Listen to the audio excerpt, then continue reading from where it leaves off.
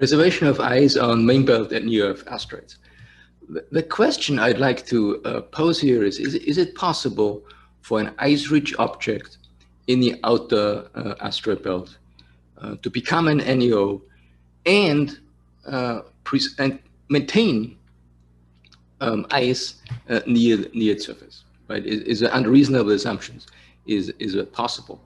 And so the type of calculation I'm doing here is, temperature modeling with loss of ice to space, but near surface ice. So the vapor has to migrate through a porous layer before it can escape. And how does one model, temperatures over 100 million years, because the orbit keeps changing? And the answer is one does not. So one uses what's called a synchronous coupling. So there is a thermal model which is run, say, for 20 orbits, and numbers from the last of these orbits, when everything is equilibrated, are then used to calculate the loss rate. And then there's an ice evolution model which just multiplies that loss rate with a certain time step. So in this case, the embodied integrator outputs data every 1,000 years. The ice evolution model has time steps of 1,000 years.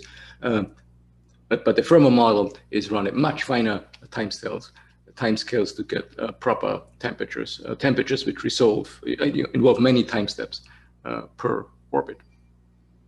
And if the ice is shallow, this object could be activated through a small impactor.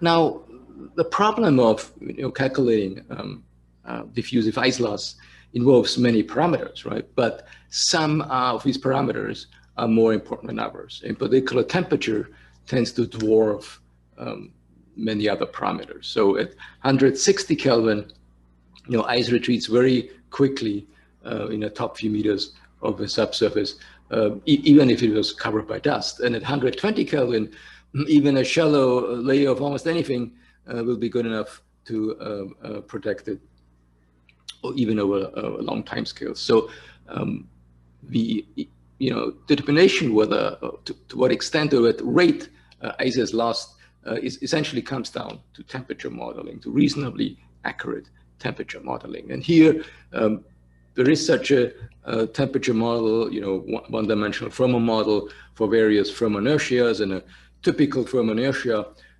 for an asteroid or a near-Earth asteroid would be 400 or 200 or so. And so in particular, the pole here is below 120 Kelvin. So, based on the previous graph, at 120 Kelvin, sublimation is negligibly slow. Sublimation through a porous regolith is negligibly slow. So, but that's at 3 SMMH axis at 3 AU. What happens if one actually includes the whole dynamics of getting to near-Earth asteroid orbits. And so the top panel here shows the evolution over almost 20 million years here of SMMH axis and perihelion distance. SMMH axis remains almost constant, so there's eccentricity excitation going on here, and eventually the perihelion falls below 1.3 AU, at which case, at which point it's technically a near-Earth object. And then the second panel is for an axis tilt of 25 degrees. So the temperature fluctuates. Part of the reason it fluctuates is because the orbit precesses and the spin axis precesses in this model.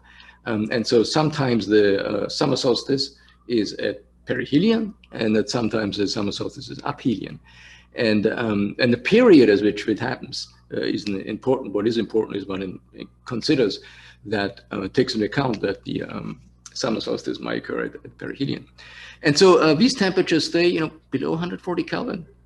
So fairly low, while with an axis tilt of 180 degrees, they go over 160 Kelvin. And so the bottom panel shows the ice retreat as a function of time.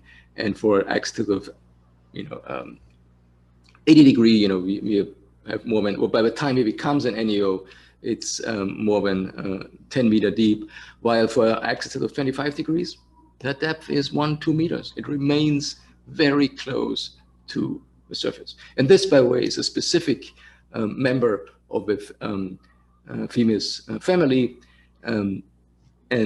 Here there are results for more members of the Themis family. So these are over almost 5,000 integrations for almost 5,000 Themis family members. And 20 of them become near-Earth objects at some point. And the median time for that to occur is 39 million years. And so this histogram shows the ice depths. And at 25-degree axis tilt, the ice depths are 5 meters typically. The ice remains within the thermal skin depth simply because it's so cold. And so the axis tilt has to remain small. If there are excursions in the axis tilt, then the retreat would be faster. So it is possible to have ice in the polar region and only in the polar regions near the surface of an NAO that originated from the ice-rich or from an ice-rich object in the outer asteroid belt.